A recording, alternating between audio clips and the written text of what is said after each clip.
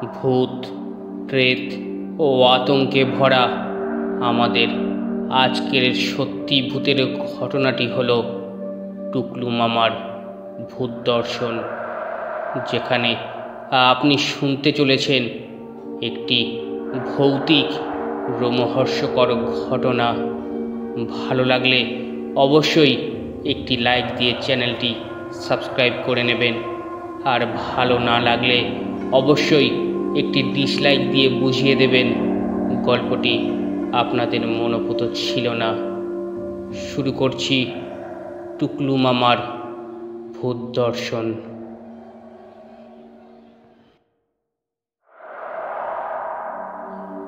গরমটা কিছুতেই কমছে না। চৈত বৈশাখ কবেই পেরিয়েছে, এই মাঝ জ্যৈষ্ঠীতেও বরুণদেবের করুণা নেই। বৃষ্টি বাদলার নামগন্ধ নেই। ভ্যাপসা গরমে জ্বলন্ত মোমবাতির মতো গলে গলে পড়ছি, ক্রমাগত ঘামছি। টুকলু মামা আমাদের এই বনগায় অবকাশ বিনোদনে এসেছে দিন সাতেক। মনে পড়ে এসেই বলেছিল পরশু যাব রানাঘাট পিসির বাড়ি। সে পরিকল্পনা বোধহয় বাতিল হয়ে গেছে। আর বাতিলই বা হবে না কেন? মা যা শুরু করেছেন, প্রতিদিনই রকমারি পদ, জিভে জলানা সব খাবার দাবারের আয়োজন। মামা আসার পর থেকেই রোজ সন্ধ্যের দিকে বের হই সান্ধ্য ভ্রমণে। হাঁটতে হাঁটতে ইচ্ছামতির দিকে, শান্ত নিস্তরঙ্গ ইচ্ছামতি। হাঁটতে হাঁটতে কত গল্প, অধিকাংশই মিথ্যে। বানানো গল্প এমন সুন্দর করে বলবে যে ঠিক বিশ্বাস করিয়ে ছাড়বে। অবশ্য আমি বিশ্বাস করি না, ফিক ফিক করে হাসি। মাঝে মাঝেই বেঢপ বক্তব্য করে ফেলি, তাই মামাও তেমন পছন্দ করে না আমাকে। বুবাই তার গল্পের সমজদার শ্রোতা, নিষ্পাপ মুখে শোনে, যা বলে সবই বিশ্বাস করে। আজও যথারীতি গল্প বলার জন্য টুকলু মামাকে ধরে। বুবাইয়ের কথায় মামাও রাজি হয়ে যায়। মুখে হাসি ফুটিয়ে বলে, আজ কিসের গল্প শুনবি? এসব নিয়ে আমার কোনো দাবি নেই। মামার তা জানা, বুবাইয়েরও জানা। তাই আমার উত্তরের প্রতীক্ষায় না থেকে ঢের আগে বুবাই দাবি পেশ করে, ভূতের গল্প শুনতে চাই। ভূতের গল্প শুনতে চাস? শুনে আমি বিদ্রূপের হাসি হেসে উঠি। বলি, দূর, ভূত আবার আছে নাকি, যাও সব। বুবাই হাত নেড়ে প্রতিবাদ করে, বোঝাতে চায় ঘোরতর মিথ্যে বলছি আমি। আমিও আমার সিদ্ধান্তে অবিচল। ফলে ঝগড়া বেঁধে যায়। টুকলু মামাই কোনো রকমে থামায়, বলে ঝগড়া বিবাদে কাজ নেই, বরং গল্প শোন। বুবাইয়ের সঙ্গে আর ঝগড়া বিবাদের ফুরসত না দিয়ে টুকলু মামা গল্প বলা শুরু করে দেয়। সব সময় যেমন বলেন, এবারও শুরুতে নিজের বীরত্ব কথা। মুখে খুশির ঝিলিক খেলে যায়। বলে, চিরকালই আমি ডাকাবুকো ছেলে, এ তো তোদের অজানা নয়। এক সময় বাড়ির মানুষজনকে অতিষ্ঠ করে মেরেছি। এখন তো অনেক শান্ত, কেমন যেন থিতিয়ে পড়েছি। স্কুলের নিচু ক্লাসে যখন পড়তাম তখন কি দুরন্তই না ছিলাম। হায়ার সেকেন্ডারি পরীক্ষার্থী মামার মস্ত টাক, চিকচিক করা পাকা চুলের দিকে তাকিয়ে আমি মনে মনে হেসে উঠি। আমি যে অন্যমনস্ক হয়ে পড়েছি সেদিকে মামার ভ্রুক্ষেপ নেই। মামা নিজের সাহসিকতার কথা বলেই চলে। আমি মাঝে মাঝে ফিক ফিক করে হাসি। বুবাই অবশ্য সবই বিশ্বাস করে, এক মনে শোনে। টুকলু মামা বলতেই থাকে, বাঘ ভাল্লুকে ভয় পাইনে, আর সামান্য ভূত। বন্ধুদের সঙ্গে বাজি ধরে শ্মশানে গিয়েও তো বসে থেকেছি। না, তিনাদের দেখা পাইনি। একবার হলো কি সে কথাই শোন। মাধ্যমিক দিয়ে কয়েকজন বন্ধু ছুটি কাটাতে গিয়েছিলাম ঝাড়গ্রামে। ট্যুরিস্ট লজে তো দুদিন আয়েশ করে কাটিয়েছিলাম। সেদিনে রাতের দিকে হঠাৎই আলো চলে গেল। ভ্যাপসানো গরম, ঘরে বসা যায় না। আমরা 3 বন্ধু ট্যুরিস্ট লজ ছেড়ে বেরিয়ে পড়লাম। অমাবস্যা বলেই বেশ ঘুটঘুটে অন্ধকার। রাত খুব কম হয়নি। ঘড়ি দেখি 8:20। রাস্তায় লোকজন কম, অনেক দোকানপাটও বন্ধ হয়ে গেছে।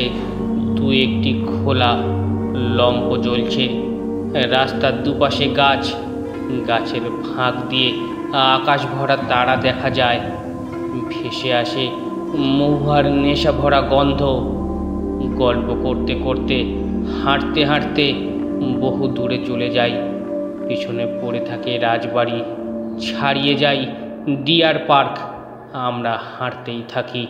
হাঁটতে হাঁটতে কখন যে রাধানগরের দিকে চলে এসেছি তা খেয়াল করিনি। লোকজন একটাও নজরে পড়ে না। যত দূরে চোখ যায় অন্ধকার, শুধুই অন্ধকার। কেন যে এত দূরে এলাম? আমাদের কি নিশি পেয়েছে? একটু থমকে দাঁড়াই। আমাদের মধ্যে সবচেয়ে ভীতু অরুণ, সে তো কেমন যেন ফ্যাকাশে মুখে দাঁড়িয়ে পড়ে। এক্ষুনি বুঝি ভয়ে কেঁদে ফেলবে। অন্য 2জন তন্ময় ও বিকাশ, এরাও কম ভীতু নয়। চোখে মুখেই ফুটে উঠেছে ভীষণ ভয় পেয়েছে ওরা। বুঝতে পারি টুকলু মামা গল্প জমিয়ে দেওয়ার জন্য মরিয়া। ফোড়ন দেওয়ার এটাই বোধহয় মোক্ষম সময়। ফোড়ন দিই। সবাই ভয়ে জোরসোরো, শুধু তুমি ভয় পাওনি। কথাটি সঙ্গত কারণেই মামার পছন্দ হয়নি। তবু ফোঁটাটি মুখ বুজে হজম করে। গম্ভীরভাবে আমার দিকে তাকায়। মুখে কিছু না বলে এই একটু ভর্ৎসনা করে আবার গল্পে ফিরে যায় মামা। বলে, সবাই ভয় পেলে কি হবে? আমি কিন্তু একটুও ভয় পাইনি। ওদের বললাম, আর নয়, ঢের হয়েছে, এখন ট্যুরিস্ট লজের দিকে ফেরা যাক। ফেরার পথ ধরা মাত্র সামনের দেবদারু গাছের মাথায় কি যেন জ্বলে উঠল। লাল আলো দপদপ করে জ্বলছে, নিভছে। আলোর এই দপদপানি দেখে অরুণ, তন্ময়, বিকাশ 3জনেই দৌড় দেয়। আমি আর কি করি? নিরুপায় হয়েই ওদের অনুসরণ করতে হয়। খানিক দূর যাওয়ার পর নজরে পড়ে অদূরে একটি কুঁড়ে ঘর। স্পষ্ট দেখা যায় ল্যাম্পের আলো। সেই কুঁড়ে ঘরের দাওয়ায় পৌঁছে আমরা তো অবাক। কি সুন্দর নিকানো উঠোন, হোকনা মাটির ঘর, ভারী পরিপাটি করে সাজানো। এই এক বুড়ো বুড়ির সাজানো সংসার। রাত দুপুরে অজানা অচেনা এই 4জন তাদের সাহায্য চায়। রাতটুকু কাটাতে চায় জেনে মোটেই তারা বিরক্ত নয়, আনন্দিতই তারা। আপ্যায়নের কোনো ত্রুটি হয় না। খাবার রেডি ছিল। এই এত রাতে ধুমায়িত ভাত আর ইলিশ ভাপা কিভাবে মিলল তখন তা ভাবার ফুরসত হয়নি। গোগ্রাসে খেয়েছি, খিদেও পেয়েছিল খুব। বিছানা তৈরি দেখে ওরা 3জন তাড়াহুড়ো করে শুয়ে পড়ল। কি খেয়াল হলো কি জানি, আমি এসে দাঁড়ালাম জানালার সামনে। জানালা দিয়ে যা দেখলাম অন্য কেউ হলে তখনই হার্ট ফেল করত। সেই দৃশ্যটির কথা ভাবলে এখনও হাড় হিম হয়ে যায়। বুড়ির হাত 10-15 ফুট লম্বা। ঠিক আঁকছি যেন সেই লম্বা হাত দিয়ে অনায়াসে কুয়ো থেকে জল তুলছে। অতিথির ইট ও আসন সাফসুতরা করার কাজে তার আন্তরিকতার ঘাটতি নেই। এমন দৃশ্য দেখার পর কে আর সেখানে থাকে? 4জনেই বুড়ো বুড়ির চোখে ধুলো দিয়ে তক্ষুনি বেরিয়ে পড়ি। আর এক মুহূর্ত এখানে নয়, দ্রুত দৌড়াতে থাকি। দৌড়াতে দৌড়াতে ভাবি, ট্যুরিস্ট লজ আর কত দূর? মামার দৌড় থামিয়ে দেওয়ার ক্ষমতা আমার ছাড়া আর কারণ নেই। তক্ষুনি সে ব্যবস্থা করে ফেলি। বলি, সত্যি মামা, তোমার জবাব নেই। গল্পটি কেমন লাগলো অবশ্যই কমেন্ট করে জানান, আর ভালো লাগলে চ্যানেলটি সাবস্ক্রাইব করে নিন। ধন্যবাদ।